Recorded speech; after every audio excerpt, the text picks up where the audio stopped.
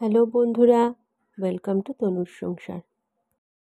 রাত্রিবেলা সমস্ত কাজটা পরের দিনের গুছিয়ে রাখলে সকালবেলা উঠে কত তাড়াতাড়ি না কাজগুলো সারা যায়। কিন্তু রাত্রেরও জানো তো সময় করে উঠতে আর পারি না। অফিস থেকে এসে হাজারটা কাজ থাকে, তারপর বাবানের পড়াশুনো, সব মিলিয়ে যেন হয়েই ওঠে না। কিন্তু একটু যদি নিয়ম করে সব কিছু করে রাখা যায় তার আগের দিন রাত্রিবেলা, তাহলে সকালবেলাটা আখেরে তাড়াতাড়িও হয়, কাজগুলো স্মুথলি এগোতে থাকে। যেমন কালকে আমি চালটা পর্যন্ত বার করে রেখেছিলাম, আর আজকে দেখো উঠেই এই জন্য তাড়াতাড়ি ভাতের হাঁড়িটা চাপিয়ে দিতে পারলাম।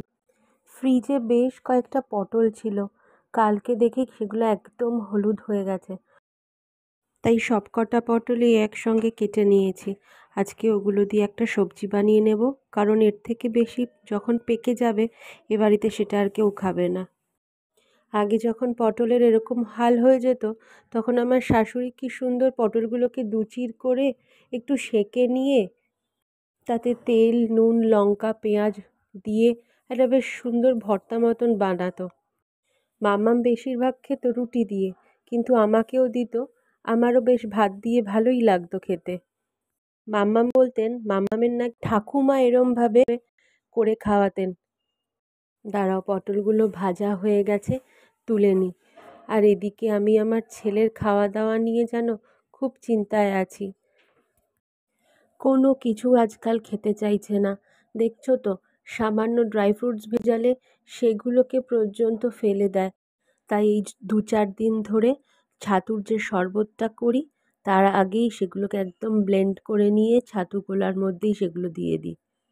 তাহলে আর ফেলতেও পারে না, আর ওই শরবতের সঙ্গে একবারে খেয়েও নেয়।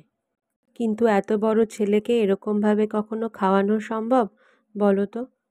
দেখো, এবার এই খাবারটুকু নিয়ে যাব, না জানি কত কিছুই না করবে।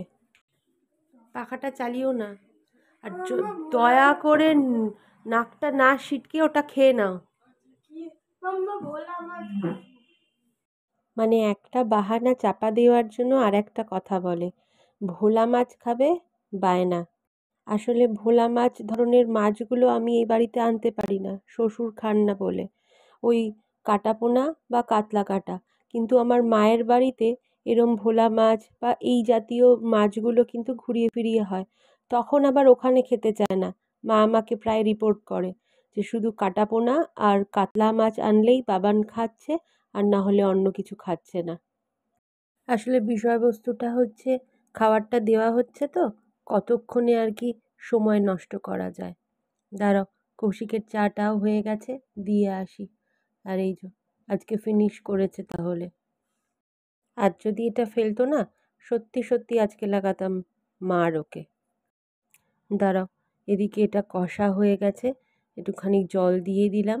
আমি যে কোনো সবজিতে জল দেওয়ার প্রয়োজন হলে গরম জলটাই প্রেফার করি। এতে দেখবে টেস্টটাও কিন্তু ইনহ্যান্স হয়, তুমি সে যে সবজি রান্না করো না কেন।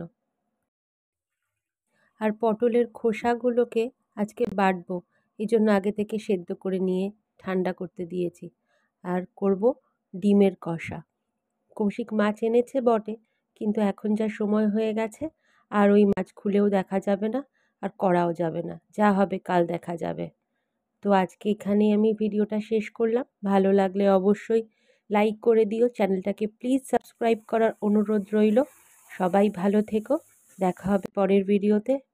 ততক্ষণে ভালো থেকো, টাটা।